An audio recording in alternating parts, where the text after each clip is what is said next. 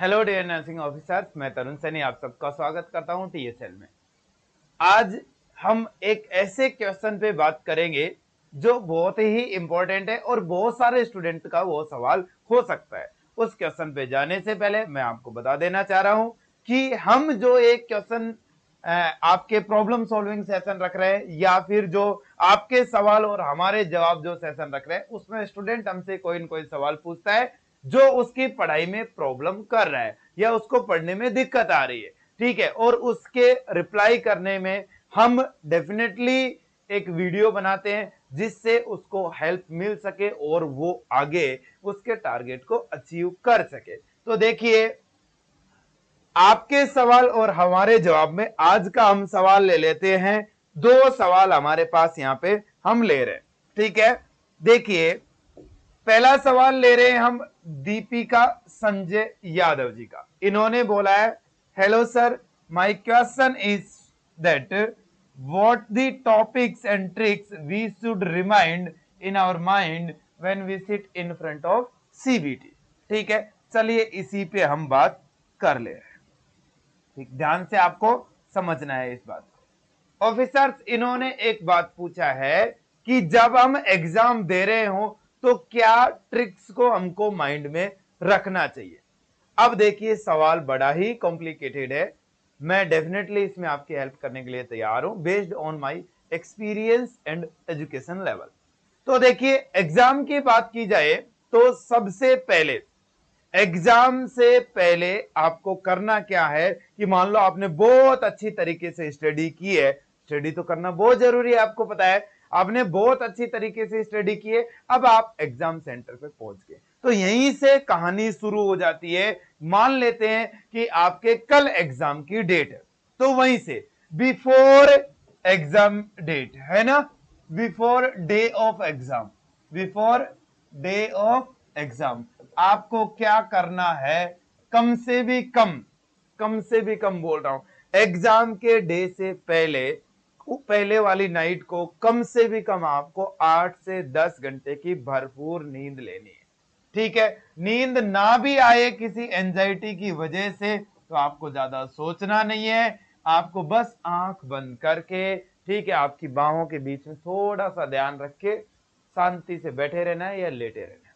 ठीक है, मोबाइल वगैरह इधर उधर नहीं चलाना है। समझ रहे हैं बात को। दूसरा पॉइंट है आपके कि जैसे ही आप सुबह उठ गए, पूरी तरीके से नहा धो के तैयार हो गए हैं, अब आपको जाना है एग्जाम के लिए, तो उससे पहले कुछ न कुछ आपको थोड़ा बहुत खा लेना है। कुछ न कुछ का मतलब ये नहीं है कि आप ऐसा समोसा खा जाओ, दो चार कचौरी खा जाओ जो पेट में वहां गुड़ गुड़ करता है, नहीं। हमारी तो परंपरा रही है सनातन संस्कृति की कि दही और चीनी खाना चाहिए, है ना, जिससे ग्लूकोज मिल सके और बिल्कुल आपके गैस्ट्राइटिस वाली भी कोई दिक्कत नहीं हो।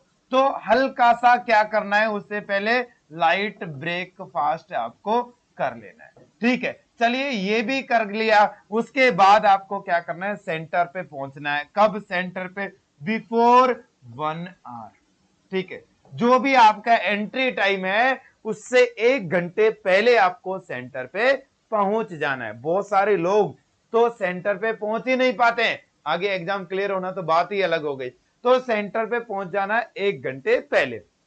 1 घंटे पहले आप सेंटर पे पहुंच गए, पूरे इंस्ट्रक्शंस आपने रीड किए हुए हैं पहले से ही।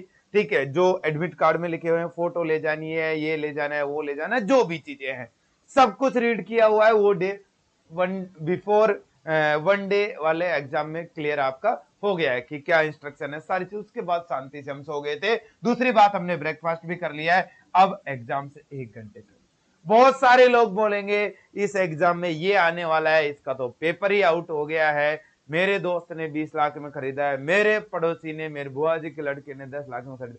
किसी से कोई बात नहीं करना, चुपचाप कोने में खड़े हो जाना।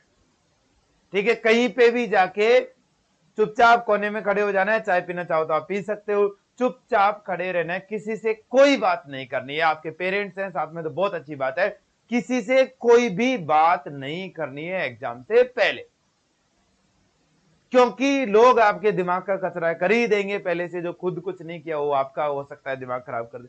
कुछ भी नहीं करना है, और ध्यान से समझना। अब आपके सवाल पे आते हैं कि इन एग्जामिनेशन हॉल, है ना, इन एग्जामिनेशन हॉल कि एग्जामिनेशन हॉल में क्या करना है।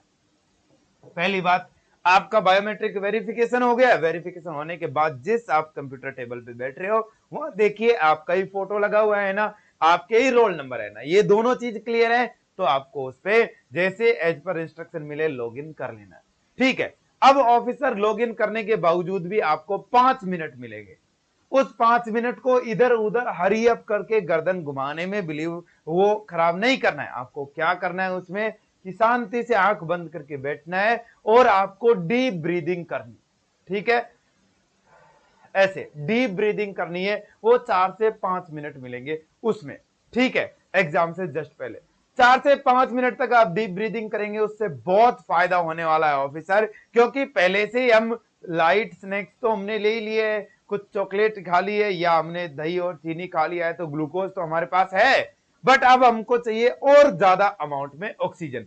तो हमने जो डीप ब्रीद किया है उससे बहुत ज्यादा अमाउंट में ऑक्सीजन हमारे ब्रेन को जाएगा, और डेफिनेटली जब ऑक्सीजन और ग्लूकोज दोनों मिलेगा तो हमारे न्यूरॉन पहले की तुलना में ज्यादा फंक्शन करेंगे। बट इसका मतलब ये बिल्कुल भी नहीं है कि आपने जो नहीं पढ़ा वो याद आ जाएगा, है ना। जो पढ़ा है वही आपको याद आने वाला है, जो बार बार रिवाइज किया है वही आपको याद आने वाला है। फिर आप डेली एक एक एक क्वेश्चन पे करते जाइए। पहला क्वेश्चन आपने देखा, मान लो आपको वो क्वेश्चन नहीं आता है, आपने पढ़ा, एजुकेशनल गेस लगाइए, समझिए कि रेशनल बिठाइए, जो भी आपने थ्योरी पढ़ी है उसके हिसाब से यदि आप आंसर तक पहुंच जाते हैं उसको टिक कर दीजिए, और आपको पहले लग गया है कि इसके बारे में मुझे कुछ भी नहीं पता, उस क्वेश्चन को छोड़ दीजिए।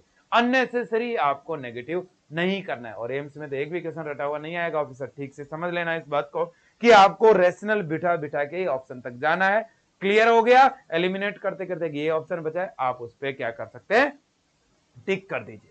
ठीक है, ऐसे ही आप आगे चलते जाइए, आगे चलते जाइए, आगे चलते जाइए, और आपके पूरे के पूरे क्वेश्चन हो जाएंगे। जो क्वेश्चन आपको डाउटफुल है, पहली बात तो होने ही नहीं चाहिए, कोई डाउटफुल है उनको आप रिव्यू कर सकते हो लास्ट में एग्जाम के।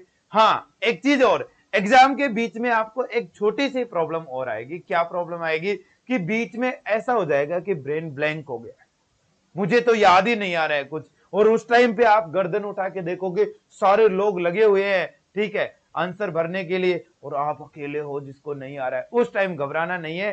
अरे कभी जब उन्होंने गर्दन उठाई होगी तब भी तो आप लग रहे होंगे, ये भी तो सोच सकते हो, समझ रहे हो, तो आपको घबराना बिल्कुल भी नहीं है। जस्ट हद मार के 1 मिनट के लिए फिर से डीप ब्रीदिंग करना है। आपने यदि उसको 2 बार भी पढ़ा है पॉइंट को, तो डेफिनेटली वो आपको याद आएगा ही आएगा। बिल्कुल कोई भी बात नहीं करनी है आपको किसी से भी।